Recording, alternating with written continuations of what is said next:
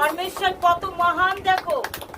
উনি কিন্তু পুত্রকে চেয়েছিল, আর আব্রাহাম কিন্তু সেই মাকসাদেই চলছিল যে পুত্রকেই দিতে হবে। কিন্তু ছেলে যখন জিজ্ঞেস করেছিল, বলেছিল পরমেশ্বর উপায় বের করবে। যদি প্রভু পুত্র চায় তো পুত্রই নিয়ে নেবে, কিন্তু পুত্র তো চেয়েছিল, যদি কোনো প্রভু উপায় বার করার উনি করবে, মানে সম্পূর্ণ ভরসা। হালেলুয়া, যা উনি করবে সেটা আমার জন্য ঠিক।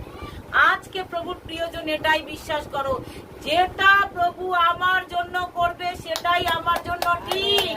হালেলুয়া, এটা ভেবেই চলো যে যিশু আজকে পিতা আমার কাছে যা চাইছে আমি সব দেব, কিন্তু যেটা আমার জন্য উনি করবে সেটা আমার জন্য কোনো হানি হবে না, সেটাই আমার জন্য ঠিক।